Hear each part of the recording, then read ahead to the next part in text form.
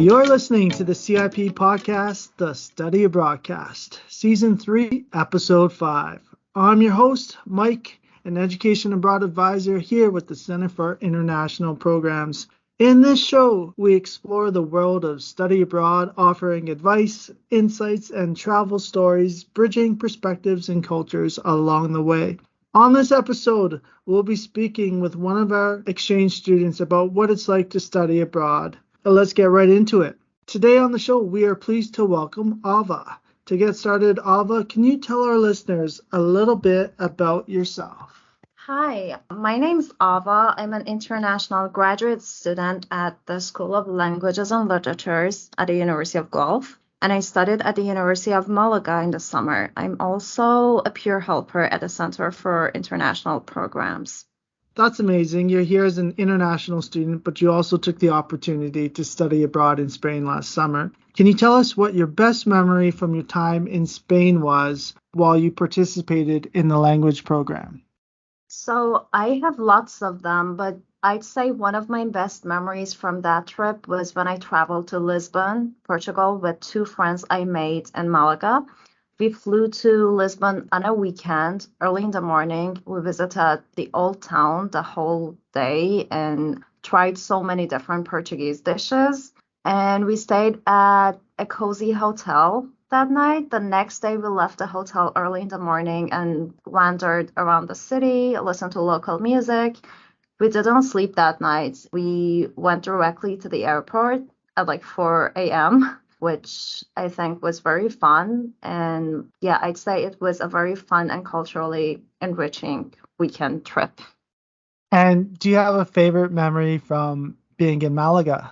Yeah, I'd say I have lots of interesting memories. So I'm not really a soccer person, but there was a big soccer game. It was a game between Real Madrid and also Liverpool. I'm not sure. So we went to a bar to watch that game, and then Spain won. So we celebrated that. It was a really fun night. Nice. So you're ready for the World Cup. So a lot of international students feel that they are already abroad and therefore don't consider participating in another study abroad experience. What made you decide to study abroad?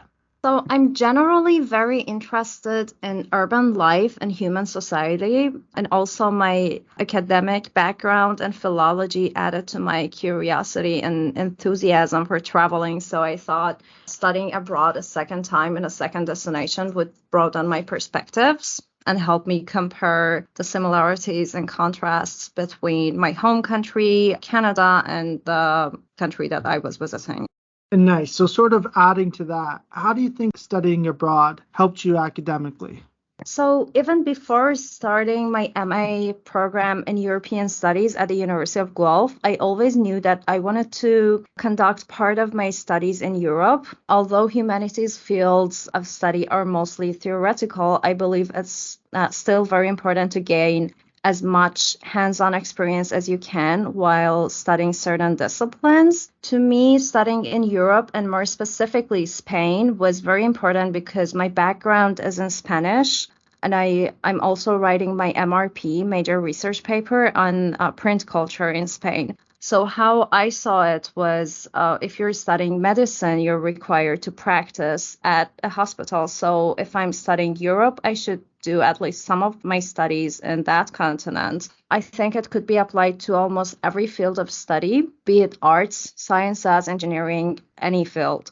For instance, I think if someone's studying zoology in Guelph, for example, studying abroad for a while could incredibly expand their academic horizons, as they will get to study species that can't really be found anywhere in Canada from up close. So yeah, I think it was a cool experience.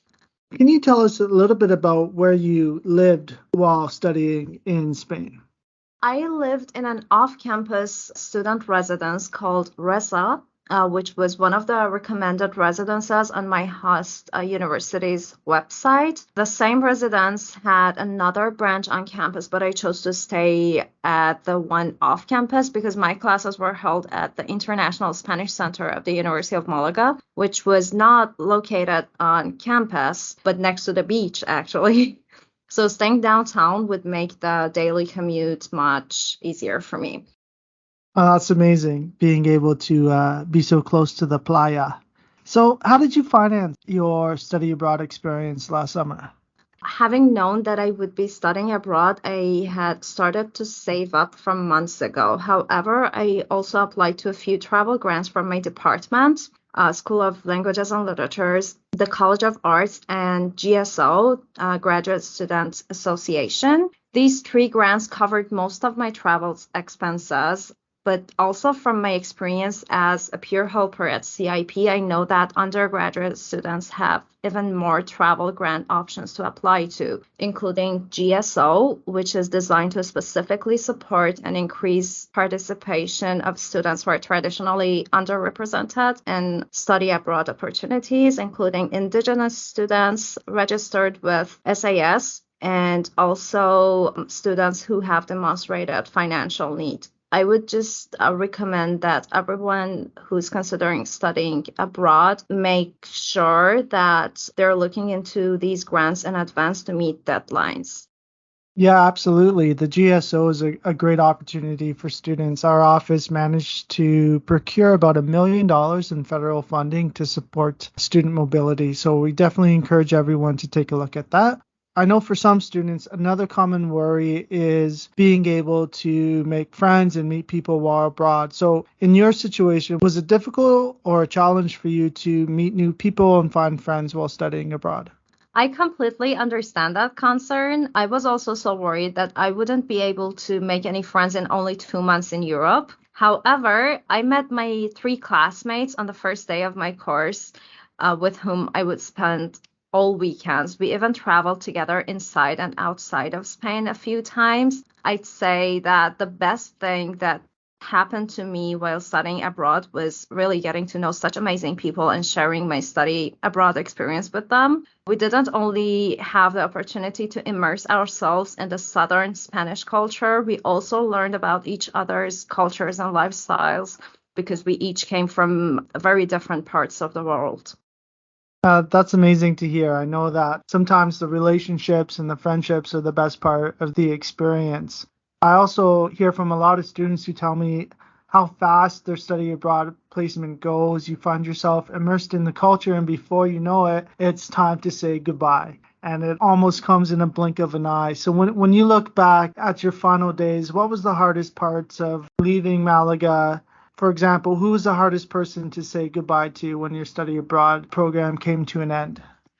It was very hard to say goodbye to the same friends I made in my program in Malaga, but also the owners of a family restaurant where I used to have lunch at a few days per week were people that I had to say goodbye to, which was also like very difficult for me. But something promising is that my friends and I have plans for visiting each other in a year or two, probably again, like in Spain. So I will miss them, but I know that I will definitely see them again. Okay, two quick questions. What was your favorite tapa at this restaurant?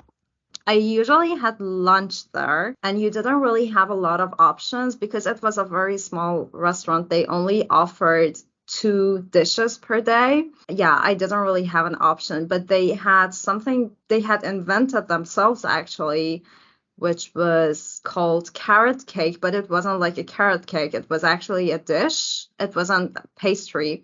It wasn't like sweet. It was very, very delicious. I don't really know a lot of culinary terms, but it was amazing. What would you do differently regarding your study abroad in Spain if you were to go back in time? I think if I go back in time, I would definitely travel lighter. I took a huge suitcase full of clothes with me, half of which I never wore. I would highly recommend watching study abroad packing videos on YouTube, as I personally found them very helpful, but I also like took a lot of extra stuff with me. Something helpful would be to find out if you will need kitchen utensils or not, because many residences or even like off-campus houses or apartments offer kitchen essentials. So taking your own could only add to the weight of your luggage. I know there's also a number of packing tips as part of the Part Smart online modules that students can look at. So we're nearing the end of our interview here, but just 2 questions left. Why do you think it's important to study abroad? Honestly, I believe that my study abroad experience added a lot to my intercultural competence and communication skills. During this trip, I learned a lot more than what I would have learned in a university level class.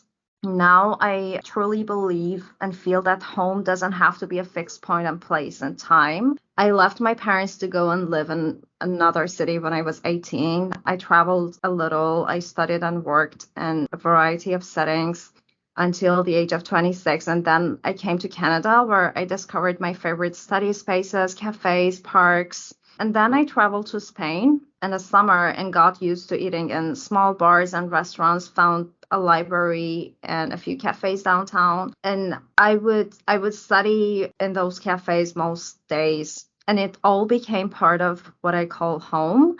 So I'd say like traveling in general, and especially studying abroad, would definitely change your perspectives and perception of the notion of home. No, I think that's a great line. Home does not have to be a fixed point and place in time. And I think for a lot of students, if they're able to make that little niche in the world feel like home, it stays with them for a long time. So that's a great way to put it. Do you have any final advice for students who may be interested in studying abroad?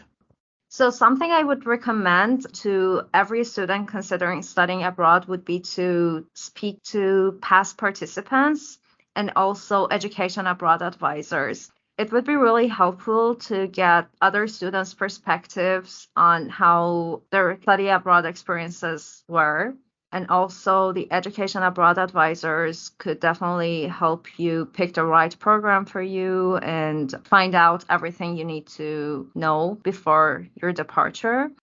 That's some great advice. I know that we have a very large and extensive network of alumni and students who are both here on exchange and past exchange students that we can connect students with. So I know for a lot of students, hearing that insight from a student's voice often is very valuable to them, as they can get some inside information and knowledge that might not be otherwise known. So that's all for today's episode of the Study ABROADcast. Don't forget to explore your own study abroad opportunities on the CIP website at uoguelph.ca/CIP, or follow us on Facebook or Instagram. Our Instagram handle is CIP_Guelph. Thanks for listening. And thanks to Ava for sharing her advice, insights, and travel stories. Stay tuned to our next episode, where we look to unpack the study abroad experience even further.